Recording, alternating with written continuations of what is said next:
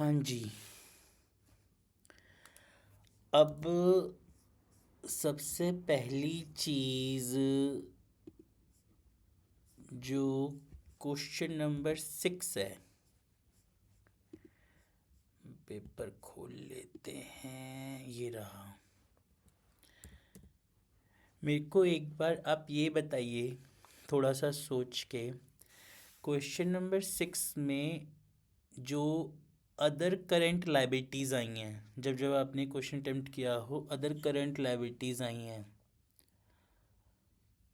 उसमें मेरा एक छोटा सा डाउट है अदर करंट लायबिलिटीज़ में कि interest on debentures accrued but not due आ गया, कॉल्स इन एडवांस आ गया 55। ठीक है।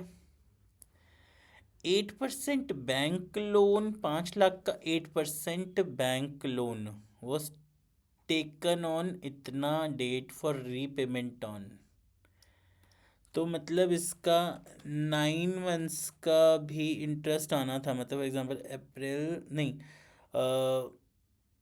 अप्रैल मई जून जुलाई अगस्त, 7 मंथ्स का।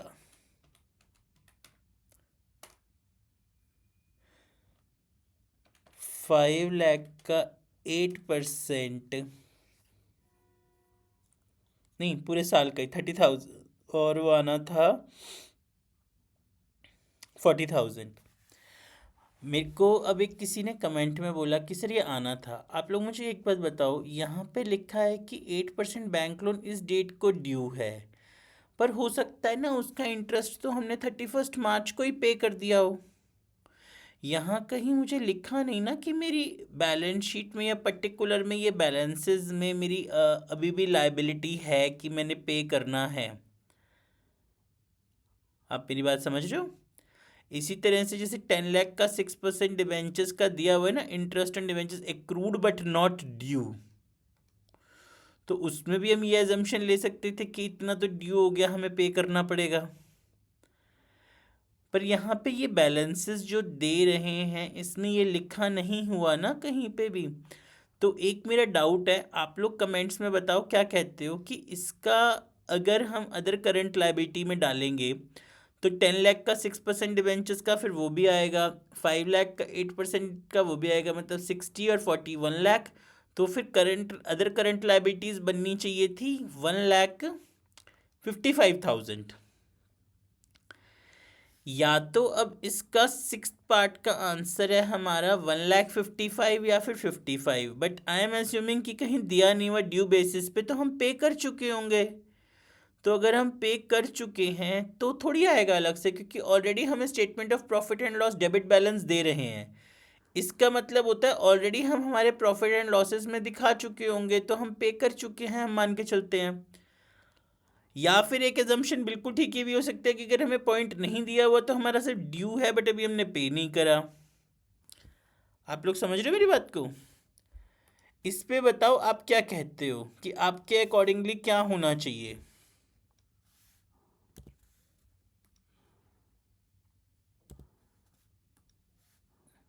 एंड सेकेंड यार, जब मैं पढ़ाता हूँ ना मेरी स्क्रीन पे वो नहीं होता कमेंट्स वाला, तो प्लीज़ आप लोगों को जो जो भी चीज़ लगती है I can check on chat rate वगैरह, आप लोग मुझे कमेंट्स में करते रहिए, मैं आपको बताता चलूँगा प्लीज़, कि डाउट है मेरा छोटा सा। चलिए आगे करते हैं। 10th का एक और वाला क्वेश्चन अब है मेरा, बलजीत एंड जैकब वाला।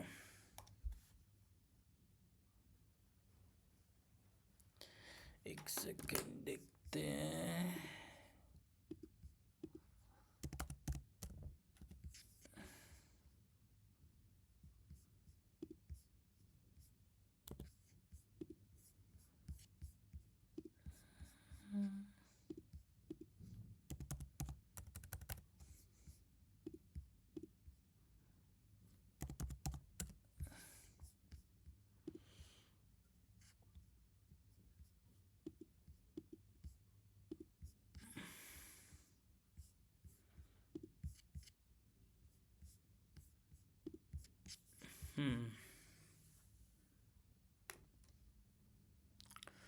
अगर एक रियलाइजेशन में एक पॉइंट गलती है वो समीर लोन वाला, तो कितना नंबर मिलेगा? 5 मिल जाएंगे, 5 मिल जाएंगे।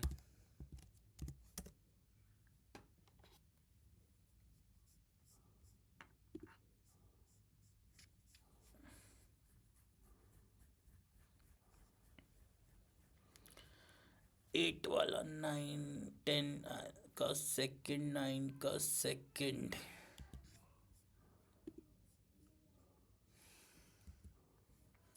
नाइन का सेकंड तो सॉल्व हो गया है, आप लोग पिछली उसमें चेक कर सकते हैं वीडियो पे। 9 का आंसर सॉल्व हो चुका है, 8 के भी सॉल्व हो चुके हैं, सारे आंसर्स हैं। अब बस 10th का मैं कर रहा हूँ, बलजीत और जैकब वाला।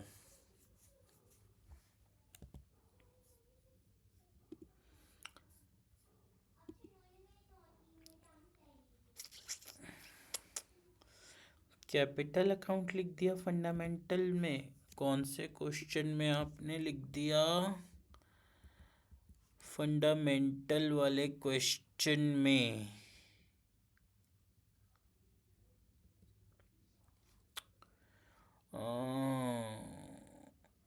सेवन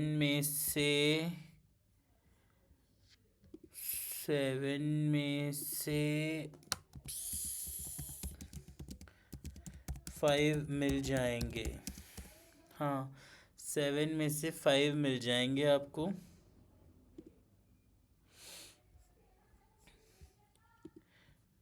नाइन्थ क्वेश्चन नहीं, सिक्स्थ क्वेश्चन का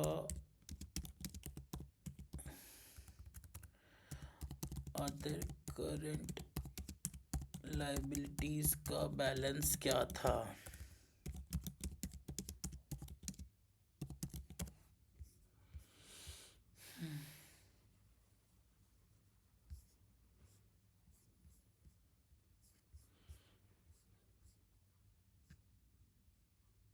हम्म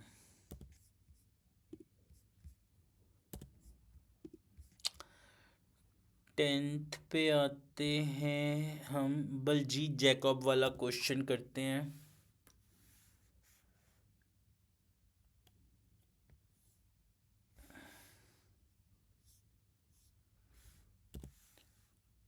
बलजीत और जैकब, ये वाला क्वेश्चन है हमारा क्वेश्चन 10 का और वाला पार्ट। ठीक है, चलिए।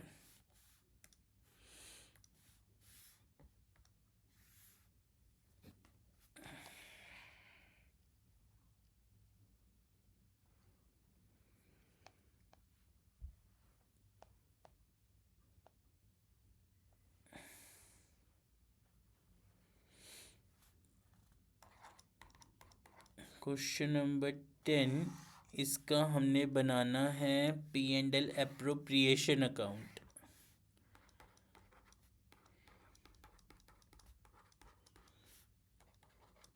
Debit credit particular rupee. Baljit and Jacob are partners sharing profits and losses in the ratio of 4:1 on 1st April. Capital balances of Baljit and Jacob were दे रखे हैं। Net profit for the year 24 was shared equally by the partners without। अच्छा, एक minute, इसमें नहीं बनाना, वो नीचे वाले में इन्होंने और ए और बी कर दिया ना। Got it. तो इसमें अब हमने करना है क्वेश्चन नंबर 10 का और का पहले अब ए, you are required to pass the necessary journal entries to rectify the firm made by the firm in distribution of profits. Okay, ठीक है। अब इसमें सबसे पहले हमने particulars Baljeet Jacob firm,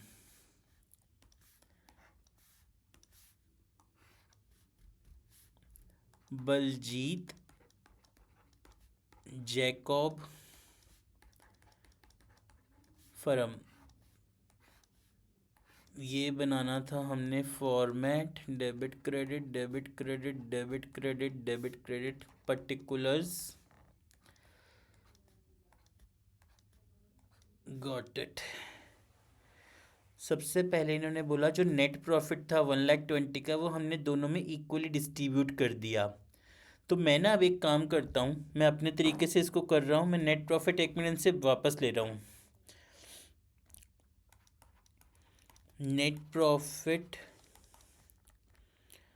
wrongly distributed,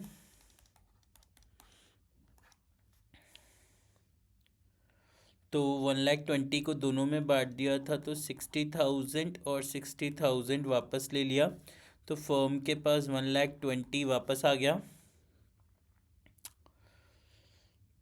allowing interest on capital, तो interest on capital इनको देना था हमने 2,30,000 का 10%, तो 23,000 इसको मिलना था और 32,000 मिलना था जैकॉब को। तो 32, 20, 52, 55, 55 से फर्म डेबिट। चार्जिंग आईओडी आना था, आईओडी होना था हमारा ड्यूरिंग द ईयर 30,000 का 6%, 1,800 उसका हाफ 900, तो 900 ने बलजीत से होना था डेबिट। ठीक है, गॉट इट जी यहाँ तक। ये एंट्रीज होनी, उसके बाद में फर्म को हम 900 से फर्म, तो 900 यहाँ पे क्रेडिट। तो अभी इसकी एंट्रीज भी बताता हूँ। 1,29,900, 1,29,900, फिर 55,000 माइनस 1,29,900, 65,900, 24 डिवाइड बाय 5, तो 52,720, तो 52,720 माइनस 65,900 माइनस 52,720, 13,180, 13,180। अब एक बार ध्यान कर लीजिए किस किस का ये आया है इसी तरह का। ये होना था प्रॉफिट करेक्टली, प्रॉफिट बैलेंस। अब इसके बाद जो जनरल एंट्रीज बननी थी ना वो ऐसे बननी थी। सबसे पहले तो हमने Baljeet capital account debit, Jacob capital account debit to P&L appropriation या P&L एडजस्टमेंट अकाउंट। फिर उसके बाद बलजीत को मिल रहा था तो P&L adjustment account debit to interest on capital, P&L adjustment account debit to Baljeet capital account, और फिर P&L adjustment account debit to Jacob's capital account. फिर P&L एडजस्टमेंट यहाँ पे अब डेबिट हो जाना था, तो ये होनी थी बलजीत के अकाउंट में P&L adjustment account debit to interest on capital करके। फिर इंटरेस्ट ऑन ड्राइंग है हमारी, तो उसको फर्म के पास आना था, तो interest on drawing to P&L adjustment, फिर ये बैलेंसेस। एक बार अमाउंट्स चेक कर लीजिए, फिर आप लोगों ने जनरल एंट्रीज बनाई होंगी, अमाउंट्स देख लीजिए यही बनी है या अलग थी, प्लीज़ ये चेक कर लीजिए आप लोगों की अमाउंट्स। आईओडी देख लीजिए 900, उसके बाद 52,720, 13,180 की एंट्री बनी होगी प्रॉफिट डिस्ट्रीब्यूशन की। ठीक है, फिर उसके बाद बी वाला करीम मिक्की एंड जय वाला क्वेश्चन, इसका P&L एप्रोप्रिएशन बनाना था।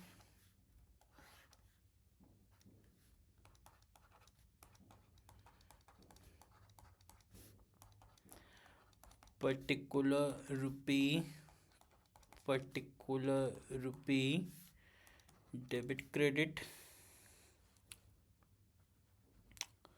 हमें बोला है नेट प्रॉफिट दिया हुआ था 2 lakh before allowing interest on capital but after allowing Karim salary, मतलब हमने ऑलरेडी करीम की सैलरी काटी हुई थी, तो बाय नेट प्रॉफिट उसकी सैलरी ऐड बैक होनी है। मतलब अगर किसी भी पार्टनर की सैलरी आपने पहले ही डिडक्ट कर लिया तो उसको ऐड बैक करना था, तो 2 लाख उसमें आपने ऐड बैक देनी थी। करीम की सैलरी 2,000 पर मंथ है ना, तो 24,000 देख लीजिए किस किस ने यहाँ पे एड बैक करा है। 2,24,000 हो गई उसकी सैलरी।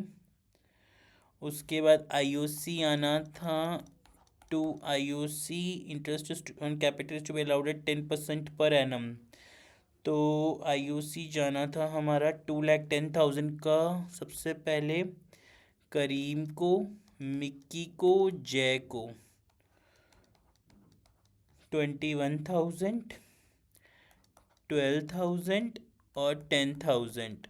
देख लीजिए, Jay is to be compensated deficit in the net profit if the net profit is less than 2,50,000 per annum. तो 26 से कॉम्पेंसेट किया होगा उसने।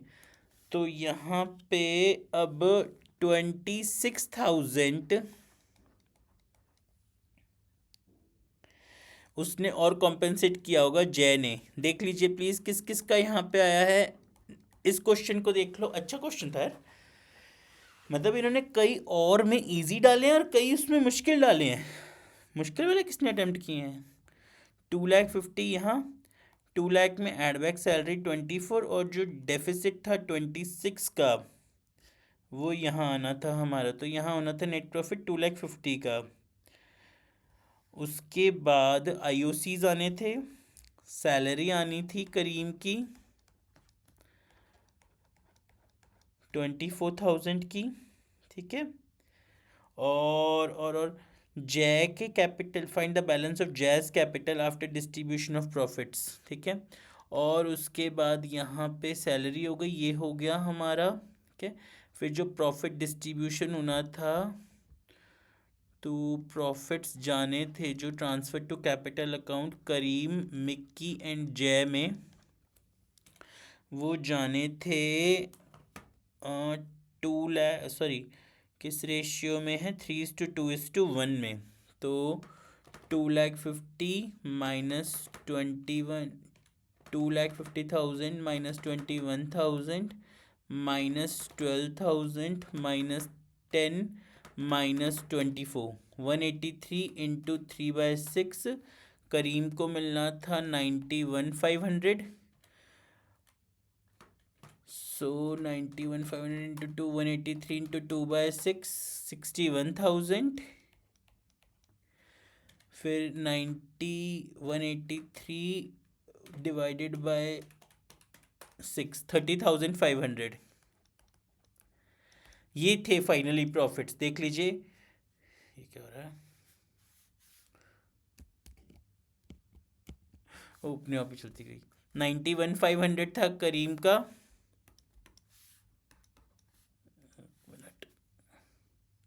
61 था उसका, और 30,500 था जय का। और उसके बाद में, ठीक है, और उसके बाद में जय का फाइनल कैपिटल बैलेंस बनता है, जय का कैपिटल बनता है हमारा, जय की थी 1,00,000, जिसमें से 10,000 नहीं 26,000 आई थिंक है ना, 26,000 तो उसने डेफिसिट पूरा करने के लिए दे दिए, और उसको मिले कितने हैं फर्म से, 30,500 का प्रॉफिट, 30,500 का प्रॉफिट। 26 तो उसने यहाँ दे दिए थे। तो 1,00,000 में से 26 गए प्लस 30,500, तो 104,500। ये जय का फाइनल आंसर आया होगा। देख लीजिए एक बार, बलजीत जैकब वाला क्वेश्चन भी हो गया और करीम, मिक्की एंड जय वाला क्वेश्चन भी हो गया। अब आई थिंक सिर्फ और सिर्फ कैश फ्लो स्टेटमेंट का एचएम वाला बचा है वो क्वेश्चन, बाकी तो कोई क्वेश्चंस नहीं बचे, सारे हो गए, ठीक है। बस 2 मिनट लेते हैं, फिर ये भी ओके कर देते हैं। क्या हो गया,